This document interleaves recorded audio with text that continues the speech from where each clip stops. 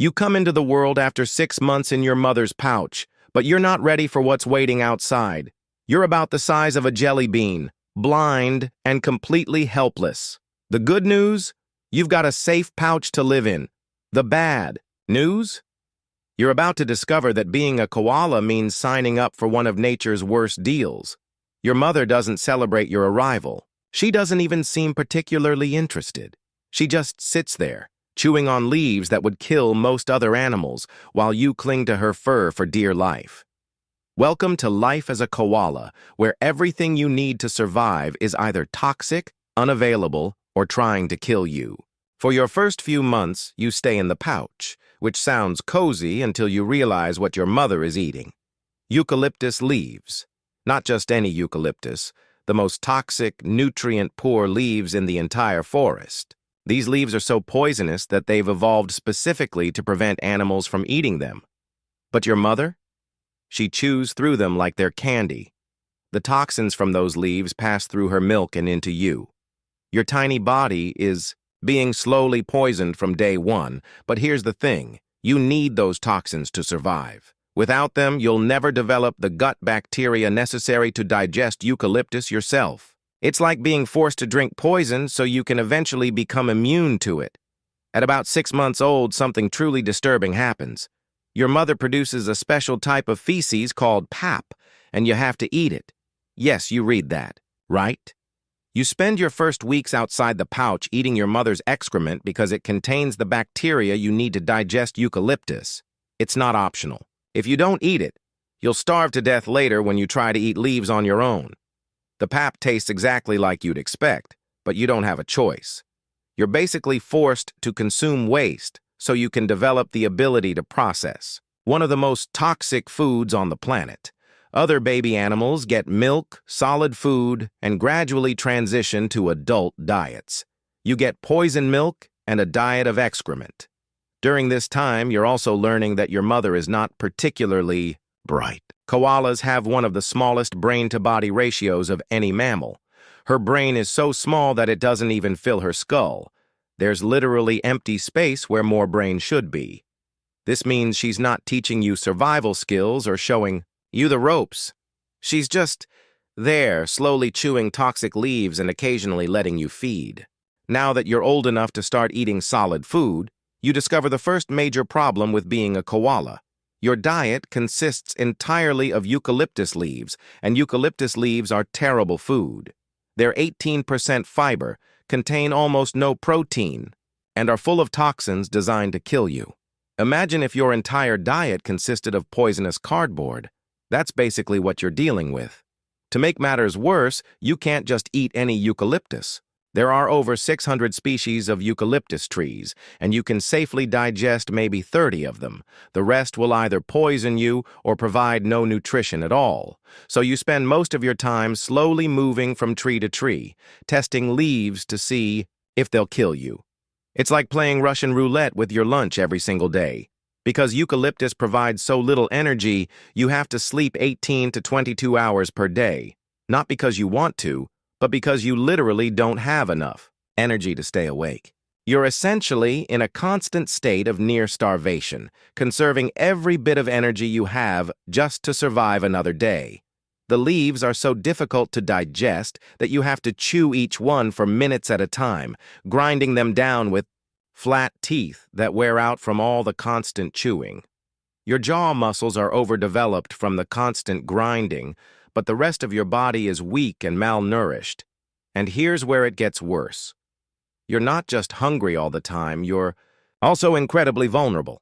While you're sleeping your 20 hours a day, predators are actively hunting for you. Dingoes, pythons, goannas, and powerful owls all see you as an easy meal. You're too slow to run, too weak to fight, and too drowsy to notice them coming until it's too late. Your only defense is staying high up in trees, but even that's not foolproof. You occasionally fall asleep and literally fall out of the tree. It happens so often that there's a term for it among wildlife researchers. You're so exhausted from malnutrition that you sometimes just let go. By the time you reach adulthood, you've survived longer than most koalas, which isn't saying much. Now you need to establish territory and find a mate. but you're competing with other koalas who are just as malnourished and desperate as you are. Male. Koalas fight over territories that contain the best eucalyptus trees, and these fights are brutal. You claw, bite, and wrestle other males while you're both running on empty stomachs and poisoned blood. The winner gets access to slightly less toxic trees and the chance to mate. The loser gets chased away to find worse trees or die trying. If you manage to secure territory and attract a female, the mating process is anything but romantic. Koala mating involves a lot of aggressive grunting, scratching, and what can only be described as assault. The male pins down the female, who protests loudly throughout the entire process.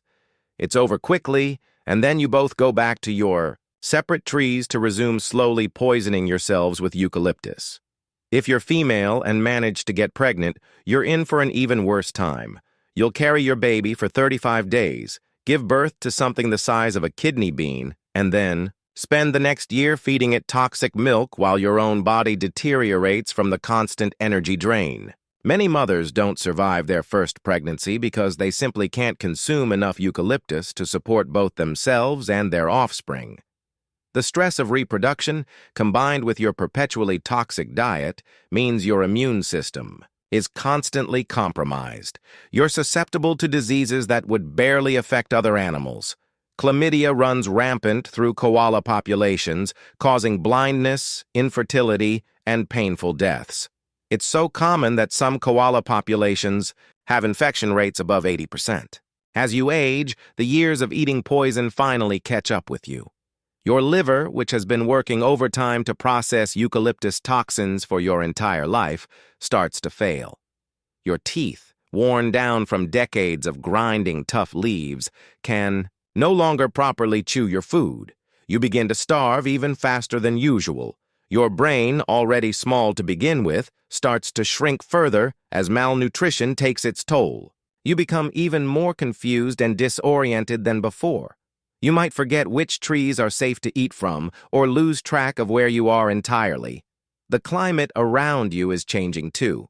Droughts are becoming more frequent and severe, which concentrates the toxins in eucalyptus leaves and makes them even more dangerous to eat. Heat waves that you're too weak to escape from can literally cook you alive in your tree. Bushfires spread faster than you can move, trapping you in a wall of flames with no way out. Human development has chopped up the forests into smaller and smaller fragments. You might be forced to come down from your tree and cross roads or fences to find food, which puts you directly in the path of cars traveling at speeds you can't even comprehend. Many koalas end their lives as roadkill, which is perhaps a merciful end compared to slowly starving to death in a tree. Even if you avoid all of these dangers, your body eventually just gives up. After years of processing toxins, sleeping away, most of your life, and barely consuming enough energy to survive, your organs shut down one by one.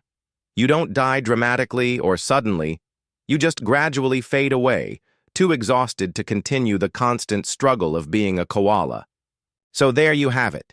Life as a koala means being born into a world where your only food source is poison, your mother feeds you excrement, you sleep away 80% of your existence, and you're constantly one step away from starvation, disease, or being eaten by predators. You're equipped with a brain the size of a walnut to navigate a world that seems specifically designed to kill you as slowly and miserably as possible. Life as a koala might be rough, but there's another animal out there that has it way worse. Trust me, it's wild. Check out the video and see for yourself.